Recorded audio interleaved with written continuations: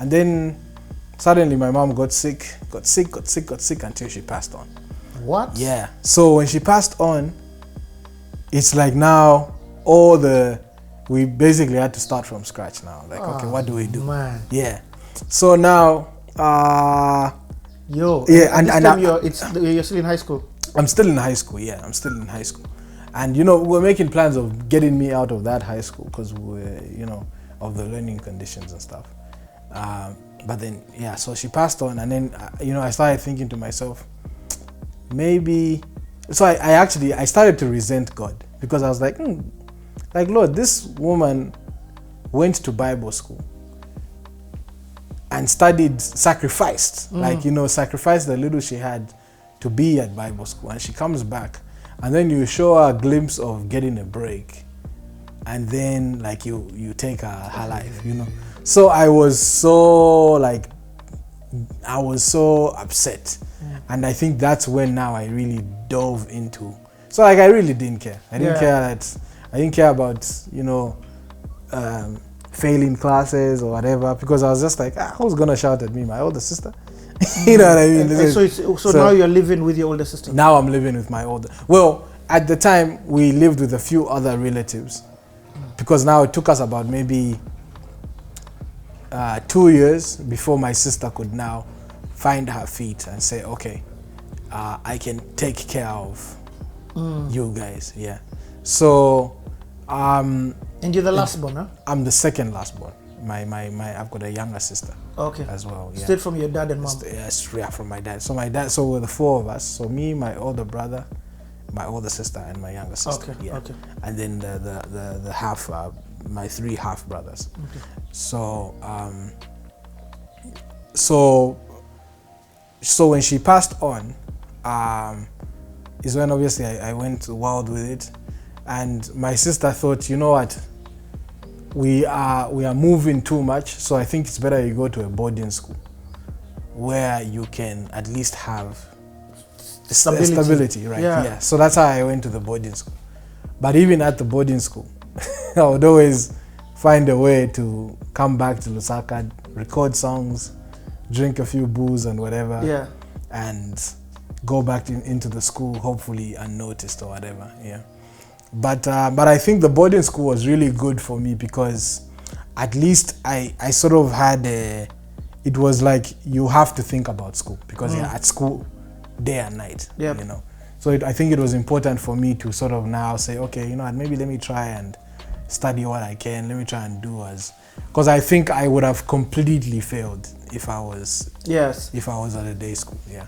So at least I managed to. And the boarding school is in Lusaka? The boarding school is in a place called Kafiri. So it's like maybe an hour away from me, or maybe 45 minutes away from me. Okay. Yeah. Okay. But at the time, because I was young, so it felt like 3 hours sending us into the world. Like I get it. Yeah. So anyways, so managed to finish my high school. So when I came back, I had no thoughts of going to college or whatever. I just thought, I'm gonna pursue this music thing with all my heart. Like, this country is gonna know who I am. Like, one way I'm gonna rap. I'm going to rap until I can't rap anymore. So I was at everything. I was trying to be in every studio, trying to push. I used to be at TK's studio a lot. I used to be at another friend's studio. His name is now you're Taz. solo. So it's just now I'm solo. Yeah, because everyone's like, the other guys are college, just like, yo, bro, and we'll find you. So my friend, and luckily I love my friend Terry. I was just talking about him in the morning, because he's never like looked down on what I do. Like he never, even when it was nothing. He was always like, bro, like, you are the greatest, bro. You can do this. Yeah. It's always encouraging me. Like, you cheer, yes. And so, obviously I tried to pursue the music as much as I could. Did you get any breaks in this? Because now I'm sure this time you've recorded songs. Yes. I mean, the thing is, I haven't recorded songs because I couldn't afford it. So all I could do was I had lyrics ready, and I would just go to a studio and just hang out there, and the thing is, it wouldn't, because you can't afford it, they obviously take priority to either the stars or to the artists who've paid. So it was just being around. So all I could do from there was, I guess, I started now seeing like the software they're using, and then I saw it was like, in those moments is when I would say, okay, okay, so this is the software they use. And that time okay, it was Fruity Logic. Fruity Loops was the main thing, yeah. Okay. So from that moment on, I actually let me just put answer it. this. Yeah, Okay, sure. so cool. Mag, let's continue this story. So where we left off, you've now started chilling in the studio. Right. Yeah. Too broke to record your own track. track. To record, but hey, you in the vicinity. You have to be in the studio for real. So I guess, you know, being in the studio sort of now made me start to understand, you know, I guess what goes into making a song. You know, watching these different guys. You know, like I said, I couldn't afford to record my own songs, so all I could do was sit in the background and watch. And you're in whose studio? I'm in different studios. I'm in TK studio. I'm in a guy called Taz studio. I'm at which studios was that? I'd say those were the main ones. Those two, eh? Yeah, those two would be normally the ones, especially Taz studio. I'll be at Taz studio quite a lot. And at this time, you haven't recorded? I mean, Taz would try and give me, you know, like recording. I would record, but like it's the problem if you are not like a paying client or whatever. You're not priority. You're not. You're not priority. So if you like, there are some songs which are lost. Maybe the PC crashed or whatever, and they never. I'm glad they never saw the light of day because some were not so great. You know what I mean? But then, so being in those studios helped me. So I started learning and thinking, okay, this is what they do. I sort of started to understand how it works. I used to see a software called Fruity Loops around, but then when I would talk to these producers, they would tell me, Fruity Loops is for like, it's for children. You know what I mean? Like you can't, it's just got all these pretty colors and whatever. It's not really. So then one day there's another studio I went to where this guy was using Fruity Loops, and this guy was really good with like keyboards and stuff like that, but then he was using Fruity Loops. So then he collapsed, like in the software there's a place where you can open the piano roll.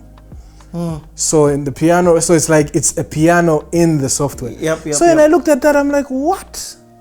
So you know, going back, my mom, when my mom noticed that I liked I liked music a bit more than everybody else, she started taking me for keyboard lessons. Oh, yes.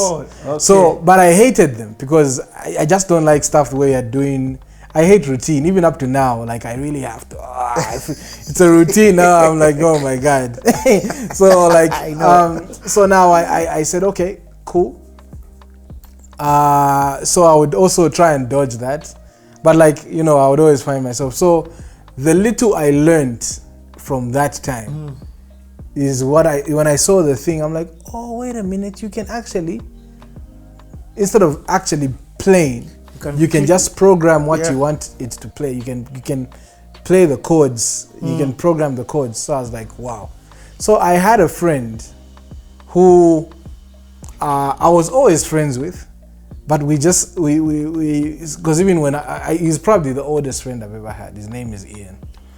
So I would go to Ian's place. Ian was one of those guys who would always be, first of all, real with me. He would always tell me, like, song is whack. Not even about music, just generally. Life, you know, he was sort of like the only Christian friend I had. So like if I would go clubbing and act a fool, I would go to Ian's house the next day, and then I know that, okay, at least I'll have some sort of sanity, because it would just get a bit too crazy in these clubs. You know? Like you just you almost lose your life. You're at what, you know, it's just crazy, you know. And so going to him would be like, like his family is an amazing family, and you just sort of learn to just have a less dramatic life, being in his space. And his mom was a music teacher, so he also comes from a sort of like musical family. Yeah. So I said okay. And on top of that, he's a really smart guy. Very he's a very intelligent person. So like he understands things easily. So at the time he wanted to be something else, like with regards to he wanted to do I don't know, economics or something like that. So I would just go and see him as a friend. Yeah. It wouldn't really be like. And I knew he had a musical ear, so I would talk to him about music. Talk to him, and and we would talk about music. And then I saw. So when I saw the way that producer was using Fruity Loops, I said, you know what? Let me ask Ian if he can use Fruity Loops. If he can, maybe I can introduce him to Fruity Loops and tell him like, okay, bro. Like, because I know we both played keyboard, and we used to make music even in primary school. Like, if it's a variety show, he would play the keyboard, and then I would like rap. Yes. So I knew that because of his knowledge of keyboard, we had about the same amount of knowledge of keyboard. So I thought, we can try and apply that to the Fruity Loops software and see what we make. So I go to his place, about to tell him this, and then I go find him. He's got a PC and he's on Fruity Loops doing what I was saying. I'm like, bro, I was just about to tell you. So I was like, okay, cool. So that's how we started making beats. We made beats now. And now, because I didn't want to try and understand like using the PC and whatever. I just wanted, because I just thought, no, I'm just supposed to rap. So I just need I need you to make beats so that I can rap. Yep. Yeah, and so obviously being at Ian's place, it was free. So I never ever need, I just said, no, bro, we're gonna make beats. So we started making beats. And then,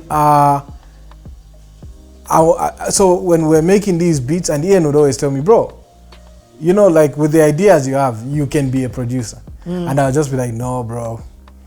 Yeah, I can't produce. I want to rap. So those beats. So we made like enough beats to sort of make an album. And then what we were thinking was, okay, these beats we will give.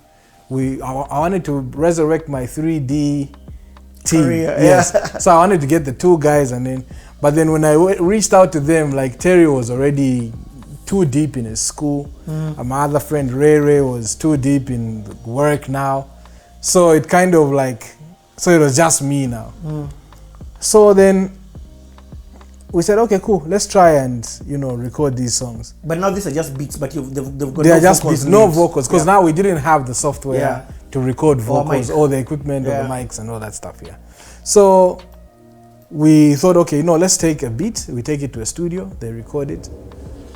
And then I was like, okay, let's try that. Then the first time we did it, it was just like, the music just sounded terrible. I don't know, I don't know, the recording was just bad. Oh, you wanted them to remake? So basically to record my vocals on the same instrumentals. Okay, so you just go with the instrumental? We just go with the instrumental, yes, drop and then vocals, drop and then, vocals. Okay, yeah. But then it just sounded crappy and we just didn't even want to try it. So then Ian told me that, oh look, bro, why don't we just let Abel sing on some of these beats?